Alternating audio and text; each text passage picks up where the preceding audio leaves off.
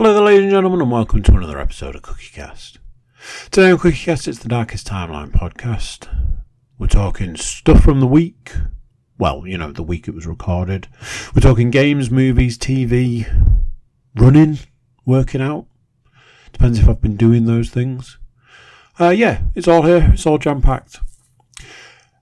If I can ask you to subscribe wherever you're getting your podcasts, that would be amazing.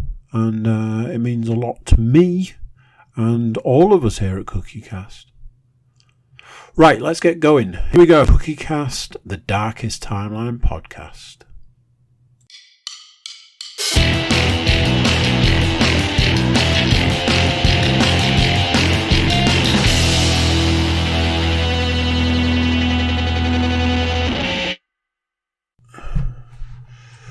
Right, can you hear me? Usual sort of checks and balances. Not checks and balances at all, is it? Are you alright? How you doing? You well? Good. You having a good week? Good. Good. Not a massive amount to talk about this week. I've had this nagging feeling that there was something I wanted to talk about and it's escaped me. I didn't get it down on the list fast enough, and I've racked my brains and I can't think what it was. So we will forge on. It's not that there's not a massive amount of stuff to talk about. There's just stuff. We'll see how we get on. So I want to talk about a really weird situation. First thing on the list is PlayStation 5. So the coveted PlayStation 5, the biggest, most sought after Christmas item of 2021.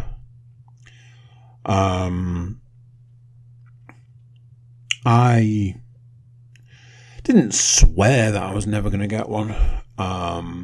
But they are just notoriously impossible to get hold of. And at some point in time, I decided maybe it was time to start looking at upgrading. No major rush, no major whatever. Just see what the possibilities were. I wasn't there day one trying to get one. I toyed with the idea of getting the digital version of the new Xbox just for Game Pass stuff. But that kind of came and went. After a while, I was like, I don't think I need it. I just started using the Xbox One instead for Game Pass. But I started looking around and it was what I expected. It was, you cannot get a PlayStation 5 for love nor money. There was a lot of places that were saying that they'd had stock, but they didn't have any and didn't know if they'd ever get any. But as the sort of year has drawn to a close, obviously more and more people want them for Christmas. A lot of places were offering register your interest with us sort of situations. I went to a few places and, dropped a few emails here and there in the, add me to your mailing list. And I found my way through to one of these websites that checks stock checker website. And, every now and then something will pop up, this place has got PlayStation 5 consoles, but you haven't checked your emails for 3 hours. By the time you've looked, yeah, they're out of stock. It's like, cool. Then every now and then there was the point in time where it's like, this place has got stock, and you've got the email recently, so, have a look. And you have a look, and it's like, you're in a queue. It's like, oh my God, I'm in a queue. And the queue's 3,000, and you queue for an hour, and then that queue goes down real fast, and then it tells you, we're out of stock. Okay, cool. So there's plenty of that, and a lot of not expecting to get anywhere because of how notoriously difficult they are to get hold of. A few weeks ago, one Sunday, at some point during the day, one of these emails came. Oh, this place has got them. Click here, go to the website, which I did. And it was like, you're in a queue. Like, okay, what number am I in the queue? And the number was in the 18,000 area. And I went, I reckon my chances are good. As time went on, that number slowly ticked down, and I was just hanging around in that queue out of curiosity. And there was a lot of questions around, well, what happens if you get to 0 and it's like, here's a PlayStation, what are you going to do? It's like, I don't know, but I don't think that that's a situation that I have to worry about. What, I'm going to go from 18,000 plus to 1 or even 0, and at the end of that queue I'm going to be told we've got a PlayStation for you? I don't think so. So the number came down, and I'd jokingly be like, oh my god, it's come down to 10,000 after like 40 minutes or something. And then after an hour it's like, we're under 10,000, we're into the 9,000 area. And then, half an hour later you're looking at, I'm number 2,000 something.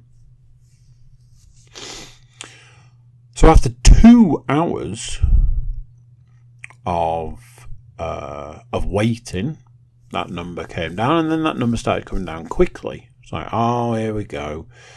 You're out of stock, and it's taken you 2 hours to let me know. So the queue got down to me being the person that was in the queue, the guy. I was the guy. Go into the website. Okay, I went into the website. Go to the bundles, because this was the other thing. They were only doing bundles, PlayStation and X number of games. So I went to the bundles, and there they were, just sitting there. Oh, get a PlayStation 5 with these games. Get a PlayStation 5 with these games. Get a PlayStation 5 with these games. All different bundles, all different prices because of what the bundles were. But at no point did they say, oh yeah, we're out of stock. So I'm like, well, of those 3 bundles I'm looking at there, one's got too many games and a lot of them I don't need, and is wildly more money than you'd ever want to pay. The other one has the least amount of games, and they're games that I don't want. So the middle one has got 2 games I already own, 1 game that I would absolutely want to play. I can, do some sort of trading thing for the 2 that I don't want, play the one that I do, all of this. All of this is still a very hypothetical situation at this point in time, because I presume at some point I'm going to press something and it's going to say it's out of stock. So I go into the bundle. No mention of it being out of stock. It's like, add it to your basket. All right then, I'll humour you. I'll add it to my basket. Okay, you've got 5 minutes to check out. And I'm like, this is feeling a little more serious at this point, for you to then tell me that this is not going ahead and it's not going to happen. You're out of stock. And time's ticking. So I'm like, I'm just going to quickly move some money around, because this seems strange. So I did that side of things. And went through to the checkout, and oh my god, one of the details that you've got for me is wrong. Although you've got the correct, I think it was like the correct postal address, you've got the incorrect billing address, and there was a note that said if the 2 didn't match, then you wouldn't process the order. And there was a lot of mention about, the any orders that were placed would be vetted. They would only send one to somebody who had previously not gone. There was all these stipulations. So I made the corrections, I did all this, I pressed the button, and it was like, congratulations, your order has been placed, you'll receive a confirmation email. And that was that. And I was like, this can't be real. So this is where things got sketchy, because I didn't get a confirmation email. But the money did go out of the bank, and I went, oh my God, it's a scam. So I'm trying to get back into like the website to get into the account, which you can't do. It just puts you back into the queue. I'd been through the account section and confirmed the order was there. I'm like, this is possibly a scam. Started looking into it. There was no mention of any scams or anything. And as it was, the next day, the confirmation email did come. And then over the course of a few days, there were a series of emails that came out from the company saying, just to let you know, you have actually secured a PlayStation 5. You've been there, you passed the checks. We have the stock. Don't chase us on it. We will be in touch. At one point it said that they were processing the order, then they went through all the shipping stuff for it. One point they said it had shipped, and then at another point in time they said it was going to come like 4 days later, even though they were using a 24-hour delivery service. And then the next thing I'm told is it's coming in the next hour. This was like the next day. It's coming in the next hour. Like, this, I'm still waiting for somebody to pull the rug out. I'm like, this genuinely can't be real. And in the hour window time slot that I was given, a quarter past the hour, there's a knock at the door. The guy's like, there you go, there's your parcel. And I had to open it. I'm like, I opened the box. Okay, the PlayStation 5 box looks legit. But obviously we've heard a lot of stuff about, tins of spam. So opened that box and it's there. It's sitting there. As far as I could tell, it was there. There was the 3 games. I'm like, okay. I guess we got a PlayStation 5. Since then, it would appear that basically Sony has just flooded the market with PlayStation 5s the month before Christmas. I think they've done it in a way that they're just trying to make scalping redundant at this point in time. If people can get hold of them legitimately, then why would you need to go to eBay and pay twice as much for them? This sort of thing. Literally everywhere's had them. I was in game getting a second controller the other day, and somebody was in there buying one, and they were like, I just happened to check to see if you had stock, and you did, so I ordered it. So yeah, but then I ran into this weird thing, and I was like, I kind of feel like this should be a Christmas present, but it's not been bought for me. So I kind of toyed with the idea of wrapping it up and saying it was from Father Christmas, but I didn't think that the girls would think that was very cool. So that was kind of that. I just kind of had to get on with it. Did the PS4 to PS5 transfer. It took... I had to leave it doing it overnight because it said it was going to take 6 hours. And in hindsight, I honestly don't know what took 6 hours because it basically didn't transfer anything. I had to do all my saves manually. And outside of my saves, what else is there on there that needs transferring? Utter madness. then I'm trying to get saves for these PS5 games and realise that if I transfer PS4 saves to a PS5 and then play a PS5 game, those saves don't count. So that was a pointless exercise and things like that. So don't be surprised if when we come to the section about games, if we're maybe talking PS5 games. Interesting thing happened the other day. And that interesting thing is that I had to look something up for the podcast. And when I looked it up, I saw how many podcasts were listed as being on the CookieCast network. And the number was 500 podcasts. And it made me sort of think and reminisce and stuff like that. Thinking about the reasons why I started a podcast X amount of time ago. Thinking about how I wish I'd have started it sooner by, 18 months to 2 years. How starting a podcast was designed around keeping me sane. But yeah, when I saw that number, it was there, 500, not 501, not anything like that. 500 podcasts. It's like, wow, that is crazy. Sometimes, I'm not going to lie, sometimes I wonder whether I should even bother.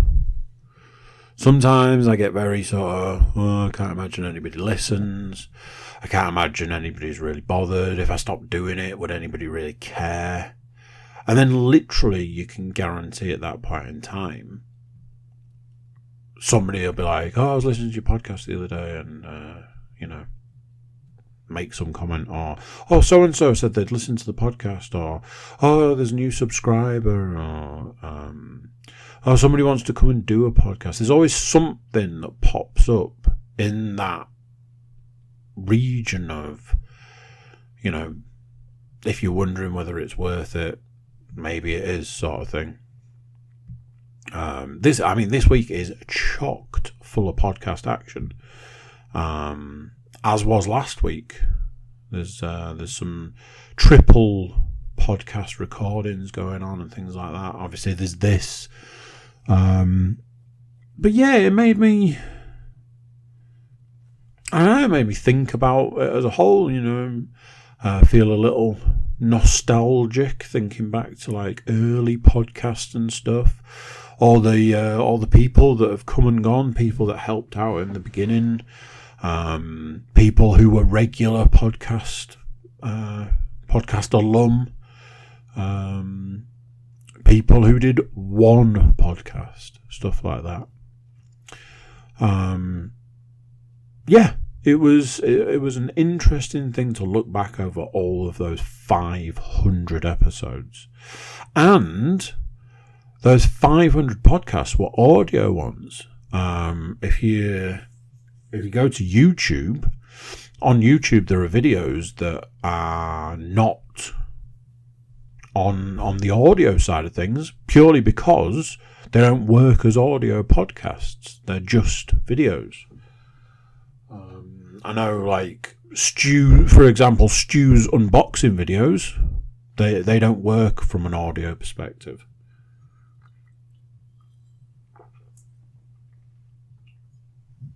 So yeah, there's probably more than 500 on YouTube.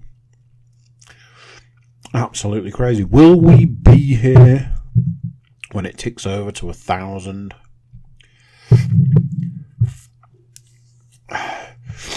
So, it's one of those, time of recording. It's Christmas week, and we're going to talk a little bit about that. I suppose I can say this now, because by the time this comes out, it'll be, X number of weeks after Christmas. So my older two children, well, no, that's not true. All of my children are getting new beds. My older two are getting bunk beds, and my youngest is moving into a bed. So it's all very exciting. And at this point in time, the older two don't know necessarily that they're getting bunk beds, or that they are, as at time of recording, already built and set up and ready to go. But it made me sort of think about the task of building something. And when I say building something, I mean flat pack furniture. It comes with instructions. It often comes with like tools and stuff. I am one of the worst people for building flat pack furniture. I don't always read the instructions. I don't always interpret the pictures right. I have a hell of a tendency to put things the wrong way round and not realise. I am literally the worst person, and the moment something doesn't go together, it's a fucking piece of shit and it should be thrown into the ocean, and you know, I will tell anybody who can hear me from down the street this whilst I'm screaming and shouting and whatever. I'm always like half dressed by the time I'm in full swing building things, because I get incredibly warm and incredibly sweaty very quickly. And in fact, I've realised that anytime you are going to build something that needs building, it's going to be on the weirdly red hot day in the middle of winter, and all of these things. But I've realised something recently, and I'm trying to work out if I can sort of put this into other aspects of my life. If you know all of these things, if you are aware of all of these things, that these things exist, that you are this person, you can use that knowledge to navigate your way through the experience.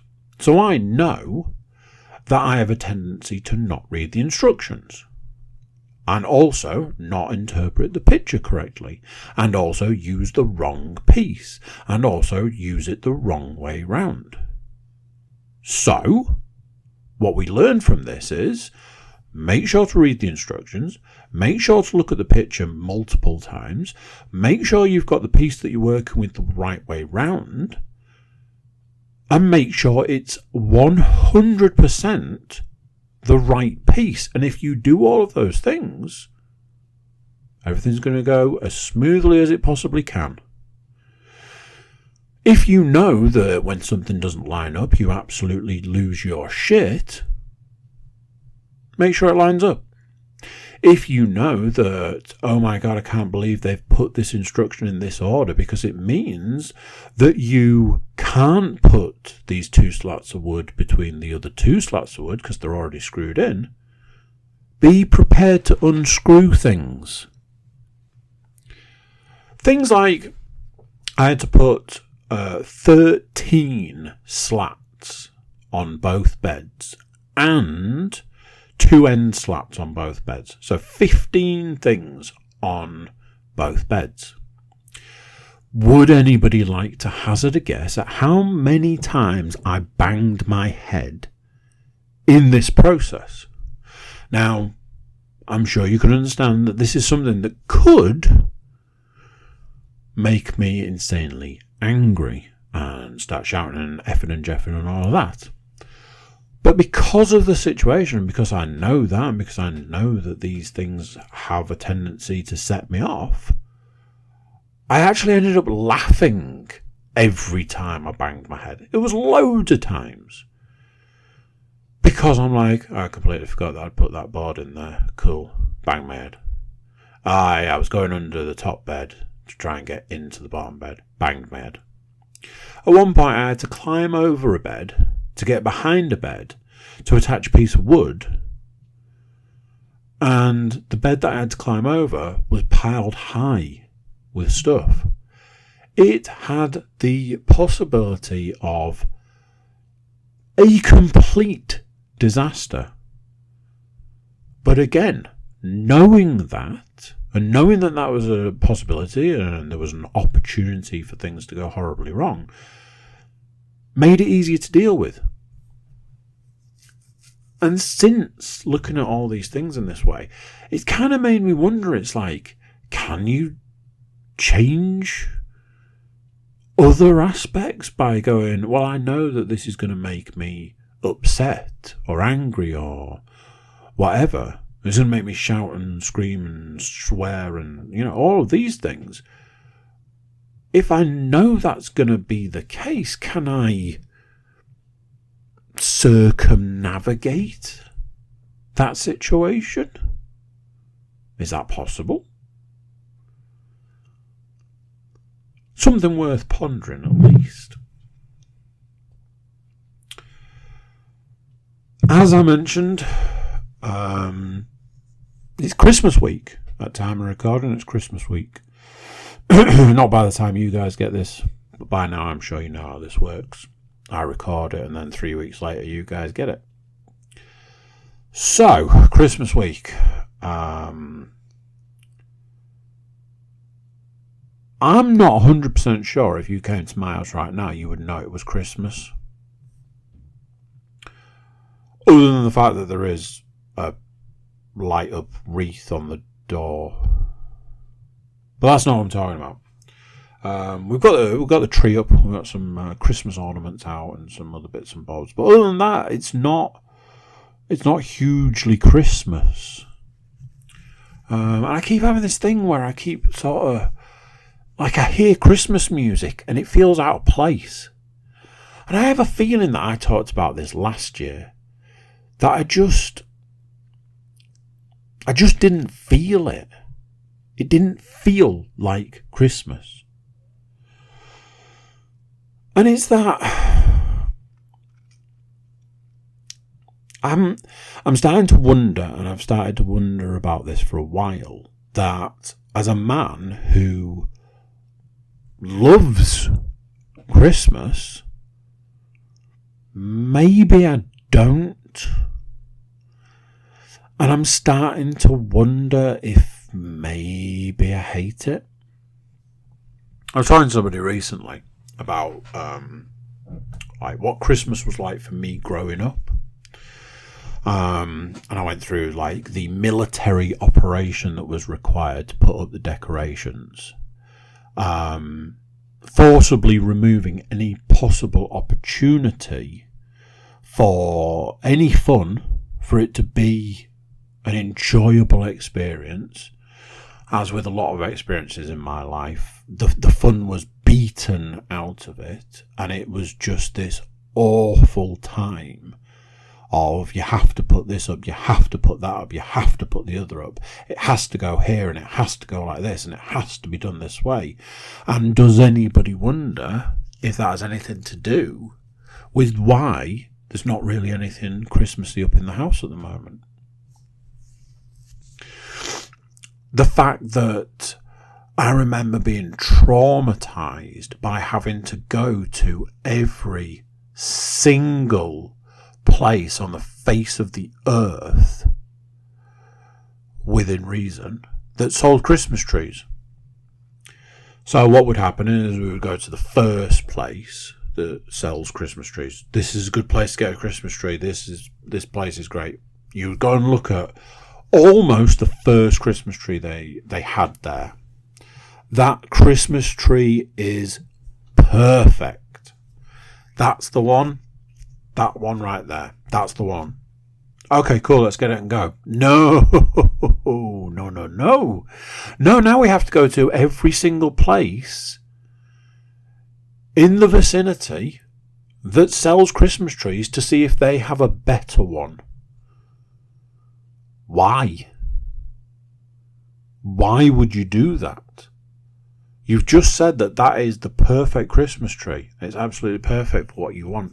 Why would you go anywhere else? Because you know what used to often happen what would often happen is, by the time the realisation of an entire day that was lost to go into every single place and none of them being just quite right, to go back to the first place to get the first tree, and 9 times out of 10 it being gone. And being like, well, there you go. But obviously now you have to start the search all over again. And somehow, somewhere in there, this is supposed to be enjoyable. No, sir. No, it is not. It is not enjoyable. It makes you hate every aspect of Christmas. Is it the fact that I then take my youngest and we go and we look for a Christmas tree, and we went to the Christmas tree place and we walk up there and I said, I'm looking for this. I don't need one too big this year because it's going on a table for puppy related issues. Okay, you're looking for a small tree. Yes, I am. We've got this one here. That one looks perfect. But before I take it, do you have any others? I have this one and this one. Those two aren't as good as this one, so I'll take the first one I looked at. I brought it home. I brought it in the house eventually. I put it in a pot with help. That tree is perfect. Well, thank you very much. I do try. Is it that the making of the meal was stressful? Is it that Christmas time was a time for revelations about how awful my parents' married life together was? Is it that Christmas always seems to turn into some kind of argument and somebody was always miserable on Christmas Day? Is it the stress and the strains of buying the perfect gift, or buying enough gifts, or spending enough money, or any of these things? Is there any wonder that there's a possibility that I'm starting to think I might hate Christmas? And I don't like it. Because I like Christmas and I love Christmas. But do I? Because I'm genuinely starting to think that I hate it. I've really struggled through this Christmas, through, like, get the girls this and get the girls that and get the girls, all of these things. It's like, yeah, okay, cool.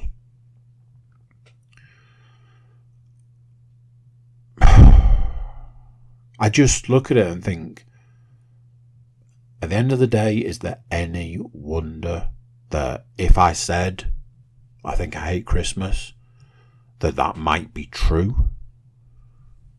How awful's that? How awful does that sound? And as I've said before, there are certain situations in life that the joy, any possible joy of any of those things, were just beaten out of you. Is there any wonder that you end up hating these things? So yeah.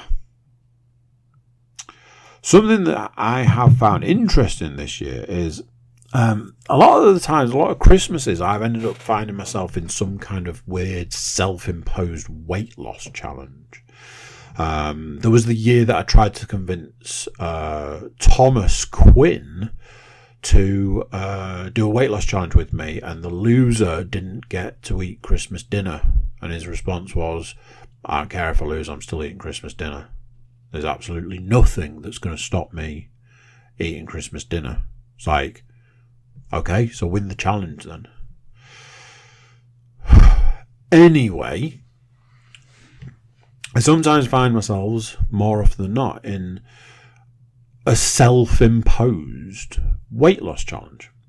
So there was a point in time where I looked at my weight loss. I looked at the fact that I'd got into a new stone of weight loss, and I looked at how many weeks there were left. Now, the problem was that there weren't enough weeks left to lose the weight I wanted to lose. So the challenge was to lose 10 pounds in December. But not just in December, between the start and Christmas. But that was only 3 weeks, or 3 Monday weigh-ins. And I might have already spoken about this. There was this thing about losing £3 a week wouldn't do it. You'd have to do a 3, a 3 and a 4, which is now impossible, all of this. I think the irony of all of this was that the first week ended up putting on weight. So we're off to a cracking start here. But then the second week, there was like a loss of £4. And it was a weird kind of, hang on a minute, did this just become a possibility? An achievable goal, even? So, I was hell-bent on getting to today. Today is Monday. Hell-bent on getting to today. And being in a position where over the next... It's 6 days. I have £4 to lose in 6 days. Now, anybody that knows anything about weight loss, weight gain, working hard to lose weight, working out, running, or cardio, or exercise of any kind will tell you losing £4 in 6 days is not a healthy thing to do. And anybody that would be in that camp would also be like, how exactly are you planning on doing this? Because you're going to have to starve yourself, you're going to have to do this, that and the other, you're going to have to do a lot of bad things to lose £4 in 6 days. But that's forgetting that in the last few weeks, there's been a week where I lost £4. And I didn't do any of those bad things. I've been sticking to the intermittent fasting.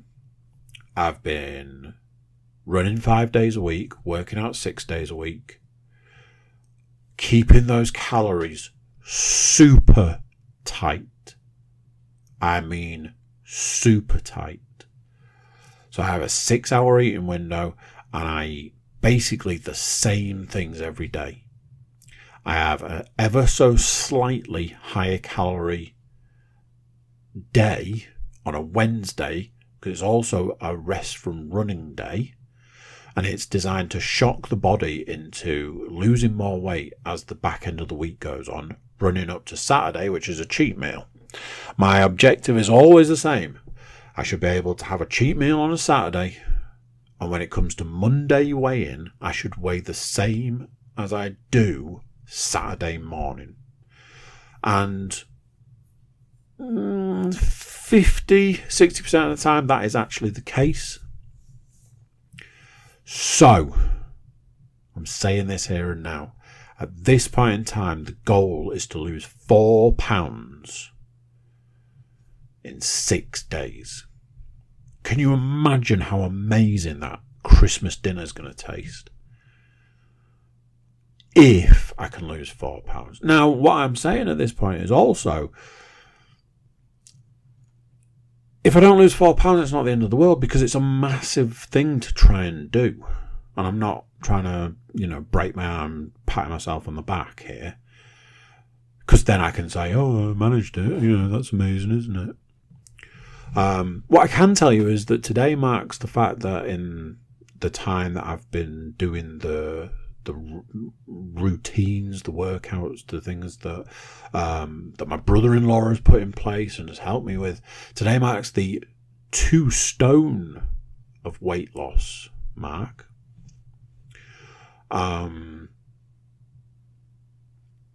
And it's just, is it doable? Is it going to be a Christmas miracle? I will let you know as best I can. Obviously, things are going to be a bit sketchy with things like recording podcasts. I should still be able to do it, though. Because, Christmas is Saturday, Sunday? Is that right? Saturday, Sunday? So Monday should still be an option for recording. So, I will keep you updated on that. Right, let's talk some entertainment stuff.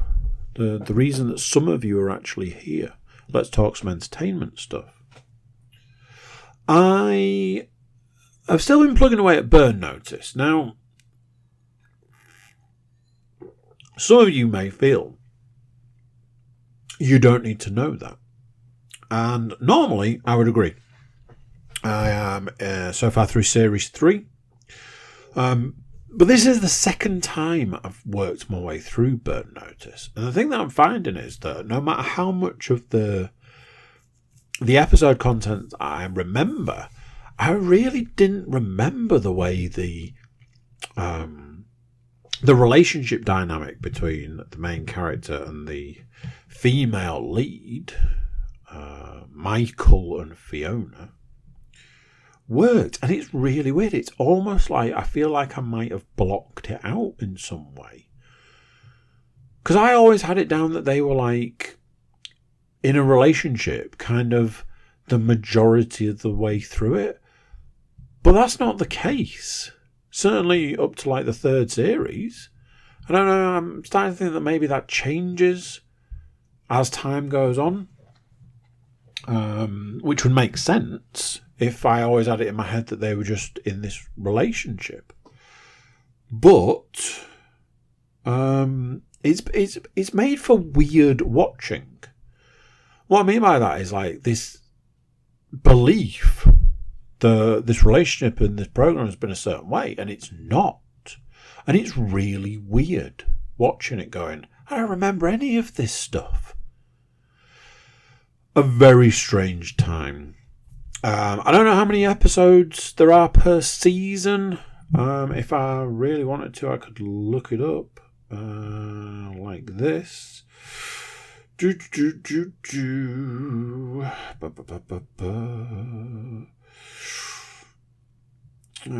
I haven't looked it up recently. Burn Notice.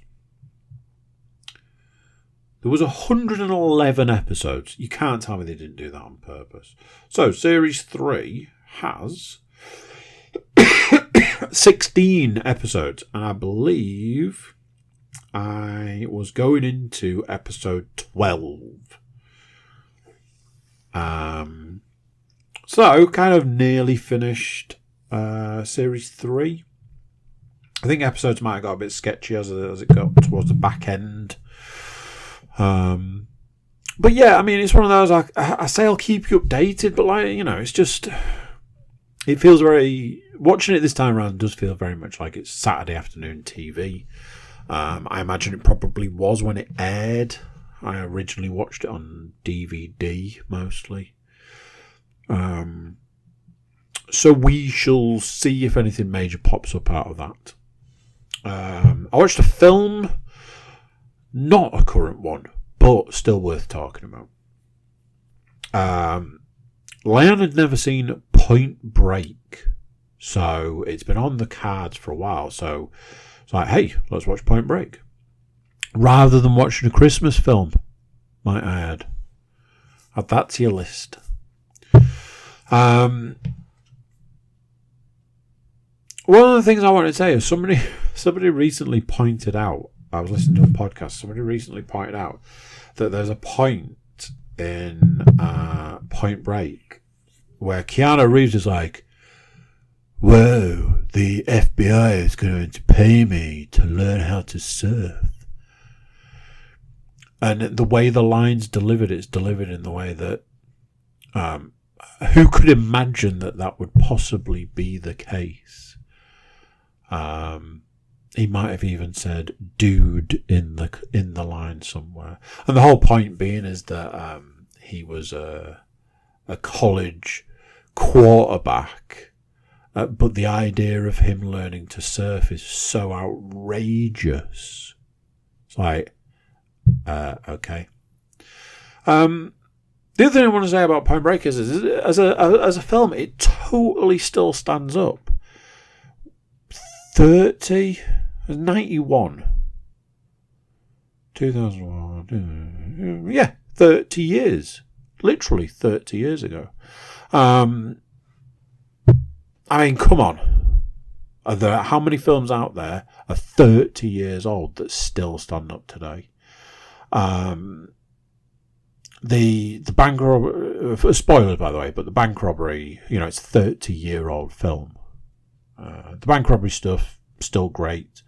I've had a very strange sort of thing with Patrick Swayze. I think largely because I was forced into the situation of being forced to watch things like Dirty Dancing as a child. I really didn't like Patrick Swayze, but then he was in stuff that I did like. I used to really enjoy Roadhouse when I was younger. And obviously, from the point that he lost his battle with cancer and things like that, it's very sad because when you go back and look at the things that he did through his career, he was good. He was a good actor. The fact that he did his own skydiving stunts, because he was an accomplished skydiver, and did a lot of his own stunts in Point Break's pretty cool. But I will say this, Point Break absolutely stands up 30 years later. If you've never seen it, like Leon hadn't, give it a whirl. It's a great film. If you have seen it and you haven't seen it in a while, thoroughly recommend you giving it another go. There's some interesting people that pop up at various places in that film, including the scene with Tom Sizemore. Yeah, well worth a Saturday night. So yeah. Computer games. Anybody going to be surprised if we start talking some PS5 games? I'll talk about one. One of the games I got was Spider-Man Miles Morales, PS5. Spent far too long trying to get my PS4 saves onto the PS5, and then realised, yeah, that's not going to work because this is a PS5 game, and my PS4 saves won't work on it. I played it a little bit. It's just the same. It's just the same. And if I'm honest, I've played that game a fair amount, I would say. Enough to say that I don't massively want to be putting too much time into it at the moment. The other game I got, if anybody's interested, the other game I got is the Ghost of Tsushima Director's Cut. As you may be aware, I had already upgraded my PS4 version to the Director's Cut, but I had started it again, but I wasn't very far into it, so I feel very much in the camp of, I'll just pick that up when I've got time. The game that I got, and the game that I was absolutely interested in playing, was Deathloop. Deathloop is a game that works on the principle that every day you die, and every morning you start your day on a beach, and you have 4 quarters of day, morning, noon, afternoon and evening, to find, it's either 7 or 8 people. You have to kill them all in the same day to break the time loop. There is a woman called Julieta, who is trying to stop you do this because she likes things the way they are, and that is that. As you work through the game, you basically get more and more information which will lead you towards what is known as the perfect day. And the perfect day is a day where you can kill all of them in the same day and break the loop. Everything that I'd seen about it, everything I'd read about it, all the videos I'd watched about it, didn't actually prepare me for playing it. And for the first couple of days, I really did feel like this game was above my pay grade. I'm not a smart man, and it felt initially like it was a game for smart people. And I've never been a fan of that, and I don't get on with stuff like that. But everything I'd read and everything I'd seen said you have to get through the beginning of the game before the game allows you to play it the way you want to play it. And I was both intrigued and worried about that, because what it talks about a lot is a lot of this, you play it your way. And I'm a guy that likes a little bit of direction. Luckily for me, this game has like an option to give you direction. If you want to play it like the current Hitman games, where you can say, I want to find out about this person, and it'll give you sort of little pointers in that direction, you can do that if you want. And that really opened the game up for me. Once you get so far through it, you get the ability to keep items, because one of the things is when you die, you lose everything. Once you gain the ability to keep things, you can kind of you can mark items to be kept, so weapons and abilities. One of the best abilities so far is the teleport ability. I quite like the one that turns you invisible. Obviously, once you've got these abilities, if you spend enough of the currency called Residium, you can keep hold of them. It's really good. I believe it's been scoring like your 10 out of 10 sort of stuff, and I believe it's won a lot of awards at the Game Awards. It's really good.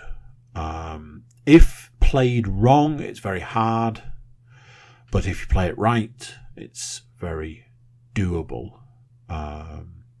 It's a lot of fun, and once you get into the swing of it and the way it works and how you go about playing it, it's great fun. I'm feeling like I'm probably 2/3 to 3/4 of the way through it, but I've put a lot of time into it. I'm feeling like I'm getting towards the information that is going to tell me how to do the perfect day, and then it's just going to be a case of doing it, basically. So yeah, that is Deathloop as it stands at this point in time. I will update you with it. I may have finished it by the time we next talk. I may not have done that. We shall see. And there we go. That's it. Another podcast to add to the other 500 that came before it.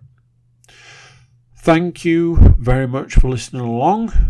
And yeah, I'm going to catch you guys next time. See ya. So there you go. What do you think of that? Another one done. Another one gone. Another week gone. Another everything gone. Thank you for watching, listening, or however you get it. But however you get the podcast, please do subscribe. SoundCloud, iTunes, YouTube, or wherever. You can also jump over to our website, thecookiecast.com. Check us out over there and drop us a line. There's ways to get in touch with us, and I encourage you to do so. That's it for this one. Till next time, I'm going to say bye, and I'll see you then.